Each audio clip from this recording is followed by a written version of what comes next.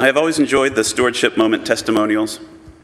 I like to know how others view their experience here, and I like to see how my experience has been similar or different. I have found that there are generally two types of testimonials. The first is, I give to the church because I was in a spiritual wilderness, but the instant I found this place, I knew I was home. The second goes, I can point to a specific event or moment I experienced here, and it changed my understanding of life, and that is why I give to this church. Well, I know that mine was not the first of the two. I was dragged to this church by my then girlfriend Eve and her parents during a visit from Chicago in the late 90s. At the time, I was cured of all religion and suspicious of the people who ran them.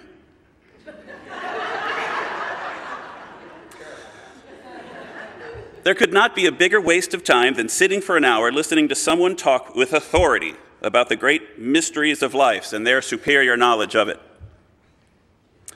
I had a vague notion that Unitarian Universalists just grabbed at whatever felt good and agreed with what they already thought and called it a religion. At the service I attended, it was worse than I thought.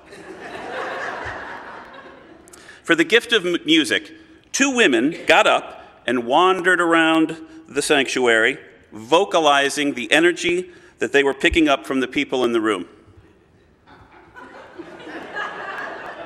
I felt so embarrassed for everyone. I was perplexed. Did these people really believe that these women had some kind of supernatural power, that they could read some sort of aura and then sing it? After the service, I was forced to hug a man I had never met before. Because I made the mistake of picking up the sunshine yellow mug at coffee hour, which signified that I was a newcomer and he wanted to hug the newcomer. In 2005, my now wife, Eve, and I moved to Bloomington to start a new life. Eve wanted to attend church here regularly, and she joined the choir. I attended church with her because we were both unemployed, and for the life of me, I couldn't think of a good enough excuse not to. I quickly realized that the people of this church were an interesting, diverse, and comfortable group. I actually got something from the sermons, and the liberal political bent that I had was fine-tuned in this environment. But let's not get carried away. I was only coming here because of my wife and in-laws. I still thought it not worth my time.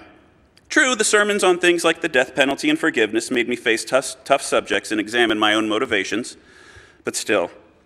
I almost did not let my older daughter, Della, take part in the naming ceremony because the idea reminded me too much of my religious upbringing and ritualized conformity. I did notice, however, how much fun the choir seemed to be having, so I joined, even though I had never been in a choir before or sung in public. Then slowly, bit by bit, I began to think of myself as part of this church. I was recruited to be in Woody Guthrie's American Song, a musical that was put on for the Stewardship Committee a few years back. I remember having a bit of an identity crisis at one of the performances, thinking to myself, who am I? And what decisions have I made in life that have led me to being on this stage singing and acting and dancing? Then Eve and I became facilitators for the church youth group, YRUU, and later we helped facilitate the comprehensive human sexuality education class OWL for 7th and 8th graders. We made some lasting friendships. I even stood on this stage, right there, and sang the solo for Bohemian Rhapsody for the World AIDS Day worship service in December.